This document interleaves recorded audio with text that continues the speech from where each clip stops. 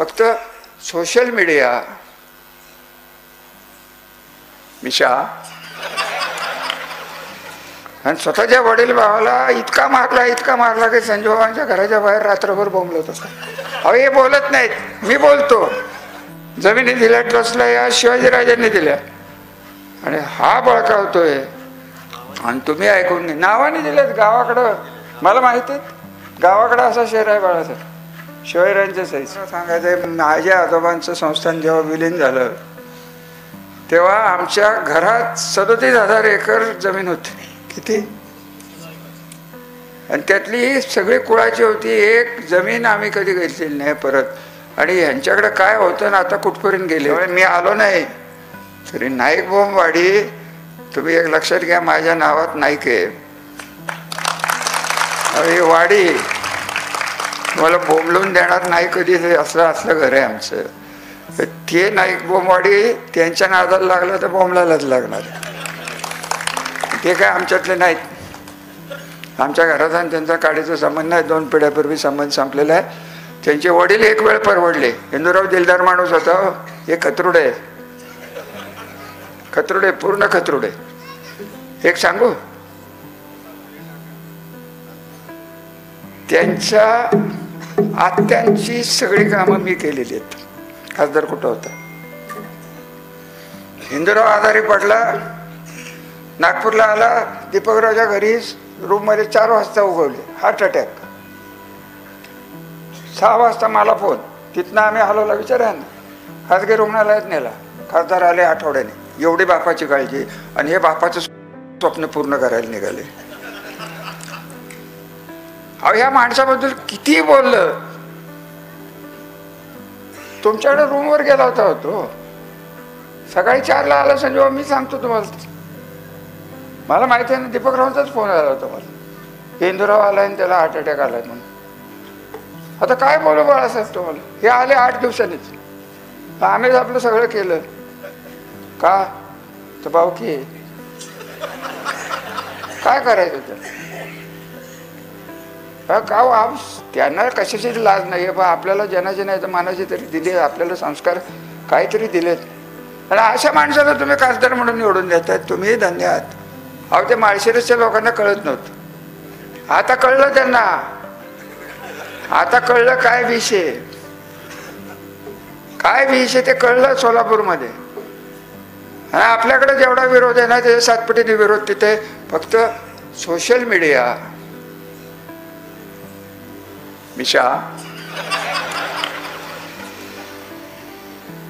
उजव्या बाजूला प्रल्हाद पाटील यांनी एक कारखाना बुडवण्याचं महत् कार्य केलं. डाव्या बाजूला जयकुमार गोरे साहेब त्यांचे वडील भाऊ. आणि स्वतःच्या वडील भावाला इतका मारला की संजोबांच्या घराच्या बाहेर रात्रभर बोंबलत होता. अहो हे बोलत नाहीत, मी बोलतो. खरे का खोटे सांगा. संजोबा इतका मारला त्याला. आणि तो मोठा भाऊ. आणि हा स्वतःचा शमशेर बहादर. अहो मग गाण्या खरं आहे. मी तुला एक बेवग महाराजाच्या पायथ्याशी बसलो. मी खोटं बोलणार. रात्रभर बोंबलत होता. संजू बाबा वाचवा, संजू बाबा. तेव्हा हा कुठे गेला होता. अरे भाई तुम्ही आम्हाला सांगता शांत राहा. त्यांना सांगा की नीट वागा म्हणून. बघू तुमची हिंमत आहे. एका रिपोर्ट तू कर रे रणवऱ्या, नाव लावलंय रणवऱ्याचं, तू जाऊन सांग नीट बोला म्हणून. आहे का तुझी हिंमत. बघू. अहो केवढी दहशत. त्या छोट्या राजांची दहशत नव्हती एवढी. छोटा हा 6 फुटाचा छोटा राजा नाही. काय बोलायचं आहे तुम्हाला. विकासाचं राहिलं बाजूला. दुसऱ्याने केलेल्या विकासावर स्वतःचं नाव, दुसऱ्याने केलेल्या याच्यावर स्वतःचं नाव. तिकडे जाऊन सांगितलं त्यांनी. कुणी करमाळ्यात. आमच्या घराचे 4-5 घरं आहेत. त्यात एक घर रावराम निंबाळकर हैदराबादचं होतं.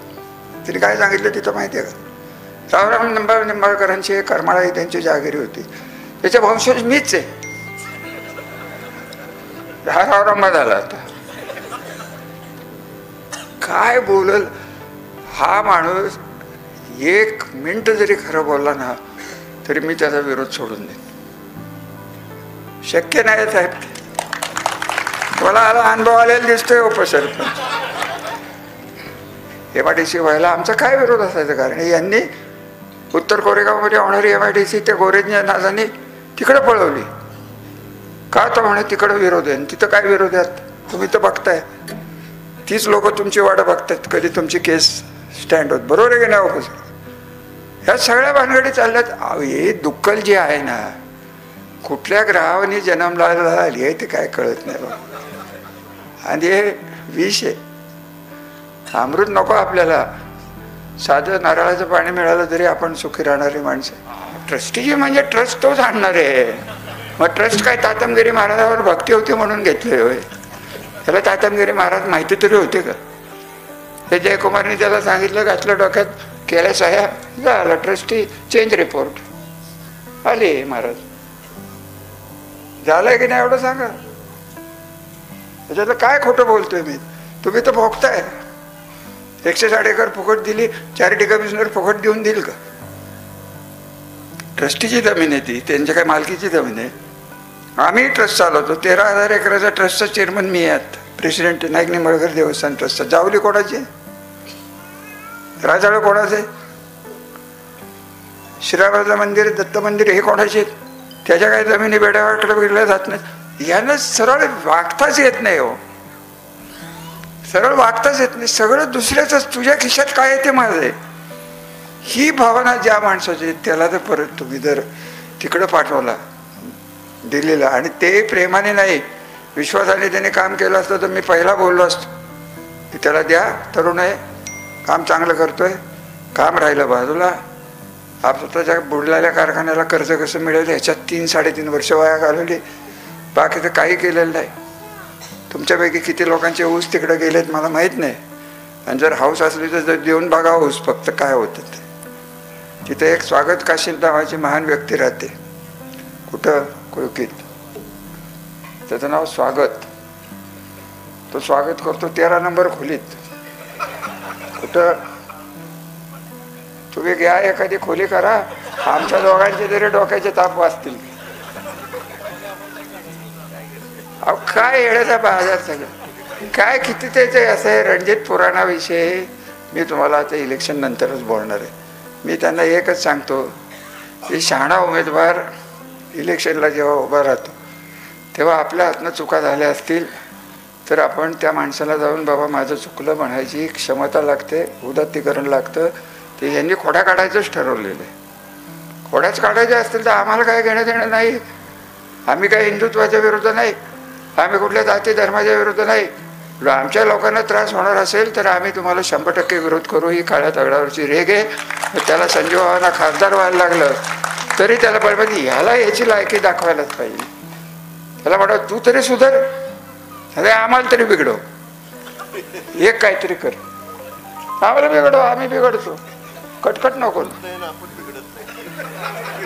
हा संजय बाबा माझं वय 76 आहे, आता मी कुठं बिघडून कुठं कल्याण करणार आहे कोणाचं?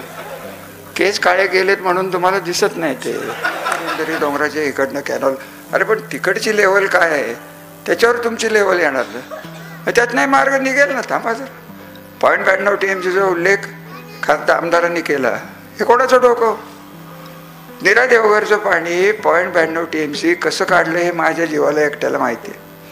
तुम्ही म्हणाल की रामराजे तुम्ही नीरा देवघरच्या नावाने तो बोंबलत बसतो, बारामतीला पाणी दिले, बारामतीला पाणी दिले, बारामतीला पाणी दिले. काय बारामतीला दिले? 4 कारखाने निघाले असते का या तालुक्यात? ऊस जर कमी झाला असतं तर. स्वतःचा कारखाना धोंबलकोडीवर, स्वतःचा कारखाना नीरा देवघरवर, आणि परत माझ्याच नावाने म्हणायचं की मीच केलं, माझ्या वडिलांचं स्वप्न पडलं, स्वप्न मी पूर्ण केलं. हे स्वप्न फक्त बँका बुडवायचं बघतात, दुसरं बाकीचं काय बघू शकत. हर्षद मेहता माहिती आहे ना तुम्हाला? हे आधुनिक अवतार आहेत हर्षद मेहताचे. बाकीचं काय यांच्यात दम नाही आहे, तोंडात बळ आहे. त्यांना संस्कृती नाही, त्यांना विचार नाही, त्यांना ज्येष्ठपणाचा मान नाही, केलेल्या उपकाराचं भान नाही. अशा लोकांना परत लोकसभेला पाठवणं म्हणजे आपणच सुसाईड करणं, आत्मघात करणं हे होईल. आणि त्या दृष्टीने आमची पावलं आहेत. घाबरू नका तुम्ही, आम्ही शेवटपर्यंत तुमच्याबरोबर राहू.